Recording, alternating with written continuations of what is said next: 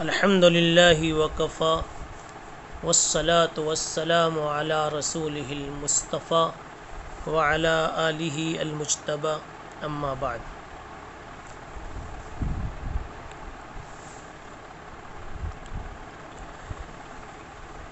طلبہ عزیز، آپ کو معلوم ہے کہ پچھلے 2 سبق سے پانی کی طہارت و نجاست پر گفتگو ہو رہی ہے۔ آج تیسری مجلس ہے۔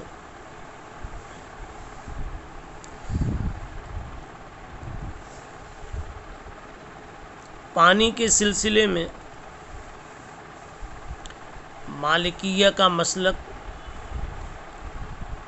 اور ان کی دلیل دونوں کا ذکر گزر چکا۔ مالکیہ کا مسلک کہ پانی کی نجاست تغیر اوصاف کی قید کے ساتھ مقید ہے، اور ان کی دلیل اور ان کا استدلال، ان کا مستدل حدیث بیر بضاعہ، اس پر مفصل بات ہو چکی ہے۔ مالکیہ و حنبلیہ ان دونوں طبقوں کا مسلک یہ تھا کہ پانی جب 2 قلہ ہو تو کثیر ہو جاتا ہے اور نجس نہیں ہوتا وقوع نجاست سے۔ ان کا استدلال سامنے کی روایت آپ اسکرین پر دیکھ رہے ہیں، جس کو امام ترمذی رحمۃ اللہ علیہ نے مستقل ایک باب منعقد کر کے پیش کیا۔ اذا کان الماء قلتین لم يحمل الخبث، پانی جب 2 قلہ ہوتا ہے تو نجاست نہیں اٹھاتا، یعنی اب نجس نہیں ہوتا۔ اس حدیث کو ترک کرنے والوں میں اور اس پر عمل نہ کرنے والوں میں احناف بھی ہیں، مالکیہ بھی ہیں، احناف بھی ہیں۔ تو ہمیں یہ پتہ لگانا ہے کہ یہ حدیث ان حضرات کے نزدیک قابل عمل کیوں نہ ٹھہری۔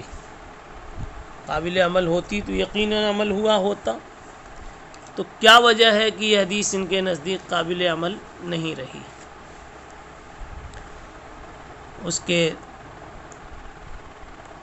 چند جوابات لوگوں نے دیے۔ اعادے میں اختصاراً اعادے میں آپ کے دماغ میں اس کو جمع دینا مقصود ہے، تقریر اس کی مقصود ہے، تاکید مقصود ہے کہ صاحب ہدایہ نے یہ کہہ دیا تھا کہ لم يحمل الخبث کا مطلب ہے لم يتحمل الخبث، کہ وہ پانی نجاست برداشت نہیں کر پاتا، یعنی کہ نجاست غالب آ جاتی ہے اور پانی نجس ہو جاتا ہے، خراب ہو جاتا ہے۔ مگر اس ترجمے کو، اس مضمون اور مفہوم کو لوگوں نے قبول نہیں کیا۔ دوسرا جواب صاحب ہدایہ کی طرف سے سنایا گیا تھا ضعفہ ابو داؤد کا۔ اس کی کہانی بھی تفصیلی آپ سن چکے کہ تضعیف ثابت نہیں۔ ضعفہ ابو داؤد سجستانی میں اس کی کہیں تضعیف منقول نہیں۔ اب رہ گئی بات فی نفسہ ہی کہ یہ حدیث واقعی ضعیف ہے یا نہیں۔ تو اس حدیث کو ضعیف کہنے کے لیے 3-4 باتیں کہی گئی تھی۔ ایک تو یہ کہ راوی محمد ابن اسحاق متکلم فی، مگر اس کا بھی جواب دیا گیا کہ کئی محدثین نے ان کو حسن الروایات، حسن الاحادیث میں شمار کیا ہے، حسن الحدیث کہا ہے، یعنی یہ روات حسان میں ہیں۔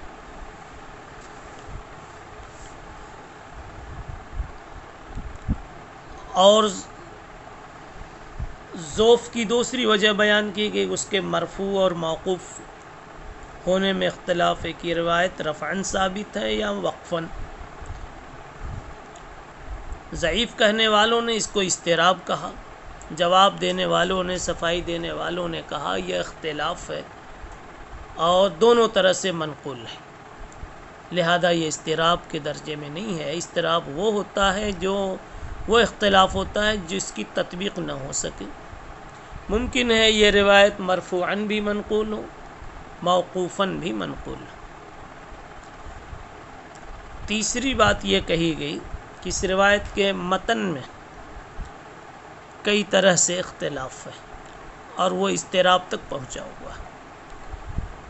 اب اسی کو میں بتانے جا رہا ہوں کہ متن کا اضطراب یہ ہے کہ بعض روایت میں قلتین کا لفظ ہے، بعض میں ثلاثن فصاعدن کے الفاظ ہیں، قلتین او ثلاثن فصاعدن، کہ 2 قلہ ہو یا 3 ہو یا زیادہ ہو۔ کہیں ہے 40 قلہ کا لفظ، کہیں 40 دلوہ کا لفظ، دلون کا لفظ ہے۔ اس لیے روایت کے متن میں اضطراب ہوا، لیکن اس کا جواب یہ ہے کہ اضطراب اس وقت تک باعث ذوف رہتا ہے جب تک اس کی تطبیق یا ترجیح نہ ہو جائے۔ یہاں محدثین نے اور تمام محدثین نے قلتین کی روایت کو راجح قرار دیا، اور دوسری تمام روایات ثلاثن والی، فصاعدن والی، 40 قلہ والی تمام روایات کا ایسا معنی بتلایا ہے، اسی تطبیق کی ہے اور تعویل کی ہے، توجیح کی ہے کہ قلتین کو اصل قرار دینا معقول ثابت ہوتا ہے۔ لہذا جب تحقیق محدثین سے قلتین والی حدیث کو ترجیح حاصل ہو گئی تو اضطراب ختم ہو گیا۔ اور یوں بھی عدد عقل اکثر کی نفی نہیں کرتا۔ آپ سمجھیں، عدد عقل اکثر کی نفی نہیں کرتا۔ آدمی کا کہتا ہے ایک بھی اس میں سے تم نہیں لے سکتے، 2 3 4، سب کی نفی ہو گئی۔ کسی آدمی نے 10 کا سوال کیا اور ہم نے کہہ دیا ایک بھی نہیں ملے گا، تو وہ پھر اس کے بعد کوئی اس کا ترجمہ کر سکتا ہے، یعنی تیرا 10 مطلوب بھی نہیں ملے گا، 10 کے 8 بھی نہیں ملے گا۔ اس کو اضطراب نہیں کہیں گے، یہ اسی ایک اصل مفہوم کی یہ سب تشریحات ہیں، توجیحات ہیں۔ تو اس طرح سے روایت اضطراب فی المتن کی جو بات کہی گئی وہ بھی متحقق نہیں ہے۔ دوسرا اضطراب حدیث قلتین میں یہ بتلایا جاتا کہ قلہ کا معنی کبھی آدمی کے قد کے لیے ہوتا ہے، قلہ کبھی آدمی کے قد و قامت کے لیے بولا جاتا، کبھی پہاڑ کی چوٹی کے لیے بولا جاتا، کبھی مٹکے کے لیے بولا جاتا۔ تو اس طرح معنی میں بھی اختلاف ہے، لیکن ظاہر سی بات ہے کہ یہ بھی اختلاف نہیں ہے۔ قال اور حال کا قرینہ ایک کو طے کر دے اور دوسرا خود بخود معدوم ہو جائے تو اختلاف اور اضطراب ختم ہو جاتا ہے۔ یہاں جب پانی کی بات چل رہی، اذا کان الماء، پانی کی بات چل رہی ہے، تو ظاہر سی بات ہے کہ قلہ بول کر کے مٹکا ہی مراد ہوگا۔ اس لیے اب قامت الرجل یا قلت الجبل اس طرح کا کوئی معنی یہاں محتمل ہو ہی نہیں سکتا، اس لیے یہ بھی اضطراب نہیں۔ تیسرا اضطراب یہ بتلایا جاتا کہ قلہ کا مصداق کس چیز کو، کس کو قرار دیا جائے، جبکہ قلے چھوٹے بڑے پائے جاتے تھے، کسی جگہ کا بڑا، کسی جگہ کا چھوٹا، کہیں کا بیچ کا۔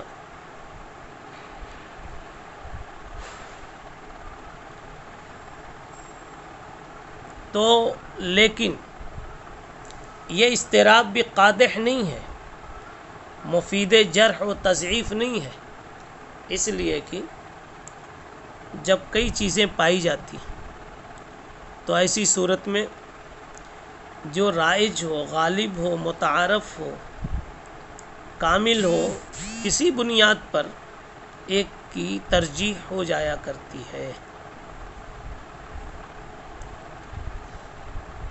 تو اب حدیث میں جب دو قلہ کہا گیا ہے تو حدیث پاک جس ماحول میں اور جس جگہ پر بیان کی جا رہی ہے وہاں کے معروف، مشہور اور کامل مٹکے کو سامنے رکھ کر کے دوسرے مٹکے کے مقابلے میں اسی کو مصداق بنایا جائے گا۔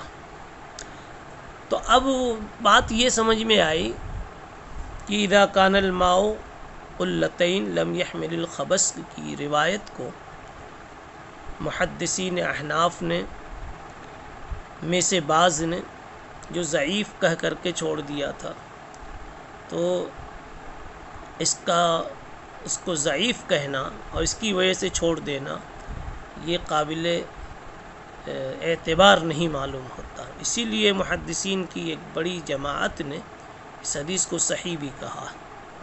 امام شافعی، امام احمد ابن حنبل، حافظ ابن مندہ، حافظ ابن حجر اس کی تصحیح کرتے۔ امام ترمذی کا سنی بھی ان کا انداز بھی یہی بتلا رہا ہے کہ ان کے نزدیک بھی یہ روایت قابل اعتماد ہے۔ شیخ ابن حمام حنفیہ میں یہ بھی اس کو ضعیف نہیں کہتے۔ امام طحاوی نے اس کو ذکر کیا اور سند پر کوئی کلام نہیں کیا۔ حضرت گنگوہی نے ایک فیصلہ سنا دیا، کہتے ہیں حدیث سے قلتین کی تضعیف مشکل ہے، اس لیے ضعف کی بنیاد پر اس پر احناف نے عمل نہیں کیا، یہ بات قرین صحت نہیں ہے۔ لہذا کوئی اور وجہ تلاش کرنی چاہیے کہ کس بنیاد پر اس روایت کو چھوڑا گیا اور کس بنیاد پر یہ روایت مدار مسئلہ احناف کے نزدیک نہیں بن سکی۔ تو اس کی دو تین وجہیں آپ سمجھنے کی کوشش کریں۔ پہلی وجہ یہ کہ حجاز کے علاقے میں پانی بہت کم ہوتا تھا اور پانی کی نجاست اور طہارت کے مسئلے بہت پیش آتے تھے پانی کی کثرت کی وجہ سے، پانی کی کمی کی وجہ سے۔ اگر پانی بہت ہوتا، شبہ ہوا پھینک دیا، کچھ مسئلہ بھی پوچھنے کی ضرورت نہیں، لیکن جہاں پانی کم ہو تو وہاں تو باقاعدہ پوچھا جاتا ہے مفتی صاحب سے۔ مثلا آپ کے پانی میں مچھر گر کے مر گیا تو آپ کسی سے نہیں پوچھتے، پانی پھینک دیتے۔ اور اگر 2 کلو 4 کلو دودھ میں اگر مچھر گر گیا، کوئی پتنگا گر گیا، مر گیا، تو اب آپ کو کسی مفتی کو فون لگانا پڑتا، اس لیے کہ دودھ اتنی کثرت سے، آسانی سے، سہولت سے نہیں مہیا ہے۔ تو بہرحال پانی کی تنگی تھی۔ اب تنگی تھی تو بار بار مسائل کی ضرورت پڑتی تھی پانی کے تعلق سے، اور پانی کے مسائل کی بہت ہی خواہش بھی رہتی تھی لوگوں کو۔ تو اس کا تو یہ تقاضا تھا، حجاز کی اس حالت کا یہ تقاضا تھا کہ آپ صلی اللہ علیہ وسلم کی طرف سے قلت و کثرت کی اگر کوئی بات منقول ہوتی تو صحابہ تو بہت ہی شوق سے اور اہتمام سے اس کو ذکر کرتے، اس لیے کہ بہت ضرورت کی وہ حدیث ہوتی۔ لیکن ہم دیکھتے ہیں کہ صحابہ کرام کے اتنے بڑے مجمع میں قلتین کی اس روایت کو سوائے ایک کمسن صحابی عبداللہ ابن عمر رضی اللہ عنہ کے اور کسی اور نے اس کو نقل نہیں کیا، اور ان سے بھی صرف 2 آدمیوں نے نقل کیا، انہی کے 2 صاحبزادے۔ تو گویا یہ کہا جائے گا کہ یہ خبر الواحد ہے عموم بلوا کے مسئلے میں، اور محدثین نے ایک مسئلہ بتایا، خبر الواحد فیما تعم بہ البلوا مخدوش۔ عموم بلوا جیسے مسائل میں خبر واحد کا اعتبار مشکوک ہوتا ہے، مخدوش ہوتا ہے۔ تو احناف نے حدیث قلتین کو جو قبول نہیں کیا اس پانی کی نجاست و طہارت کے باب میں، تو اسی وجہ سے کہ پانی کی نجاست و طہارت کا معاملہ عموم بلوہ کے درجے کو پہنچا ہوا تھا، اور اس میں حدیث قلتین جیسی صاف ستھری روایت اور اس کا ناقل، اس کو نقل کرنے والے صرف ایک کمسن صحابی، تو معلوم یہ ہوا کہ جتنا اہم مسئلہ تھا اتنی اہمیت کے ساتھ اس کی نقل نہیں ملتی ہے، تو یہ خبر واحد ہے اور متعلقہ مسئلہ بلوہ کا ہے، لہذا مخدوش ہے۔ اور پانی کی طہارت و نجاست کا مسئلہ علت و حرمت جیسا ہے، تو وہاں تو کوئی غیر مخدوش یقینی قطعی بات ہونی چاہیے۔ دوسری وجہ جس کے سبب سے احناف نے اس کو چھوڑا کہ یہ مسئلہ مقادیر شرعیہ سے متعلق ہے، اور مقادیر شرعیہ کے ثبوت کے لیے بالکل قوی، مضبوط، واضح دلیل کی ضرورت ہوتی ہے۔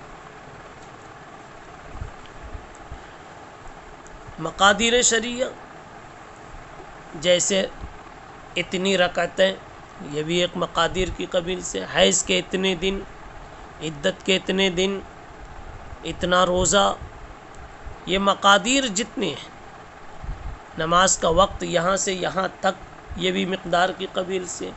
مقادیر شرعیہ کا ثبوت عقل سے مربوط نہیں ہوتا، اس لیے اس کے لیے تو مضبوط دلیل چاہیے۔ اور حدیث قلتین کو بعضوں نے تو ضعیف کہا، بعض محدثین نے، لیکن معنی کی ضعیف نہیں ہے، جیسا کہ ابھی میں نے بعض محدثین کی نسبت سے ان کے قول کو پیش کیا کہ وہ ضعیف نہیں کہتے، لیکن پھر بھی اس کا درجہ اختلافات کے تناظر میں معتدل، اس کے تعلق سے جو فیصلہ ہے کہ یہ حسن درجے کی حدیث بنتی ہے، اگرچہ کہ بعضوں نے ضعیف کہا، بعضوں نے صحیح بھی کہا، مگر اب دونوں کے بیچ میں رکھ کر کے اس کو حسن کہا جا سکتا ہے۔ تو صحیح جب نہیں ثابت ہوئی بالاتفاق طور پر، متفقہ طور پر اس کا صحیح ہونا ثابت نہیں ہوا، تو بات یہ سمجھ میں آئی کہ یہ حدیث اس قابل نہیں ہے کہ مقادیر شرعیہ کے باب میں اس کو بے چون و چرا مان لیا جاوے۔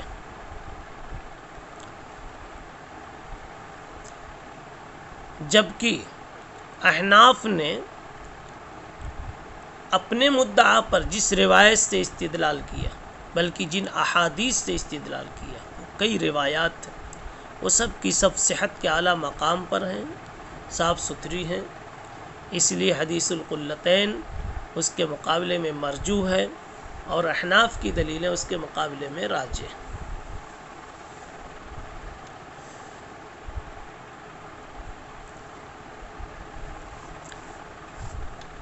تیسری بات یہ ہے کہ صحابہ کرام سے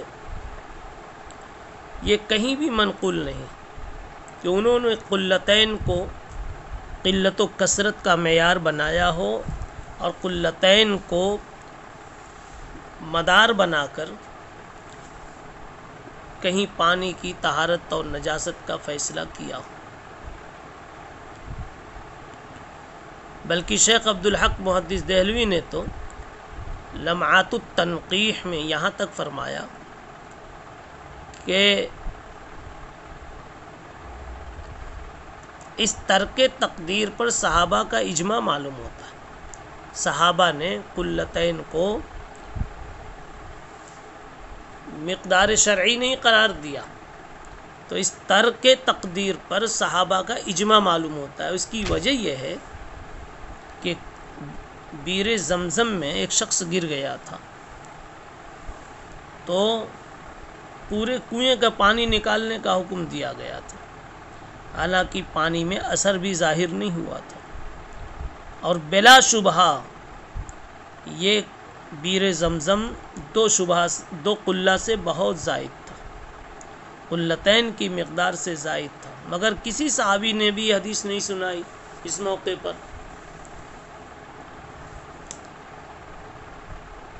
کسی صحابہ کرام میں سے کسی نے کوئی بات نہیں اٹھائی کہ اذا کان الماء قلتین لم يحمل الخبث۔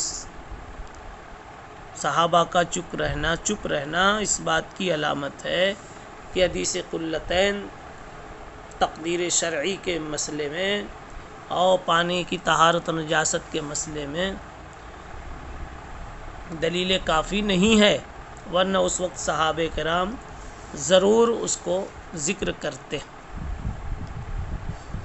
سبحان اللہ بحمدہ، سبحان اللہ العظیم۔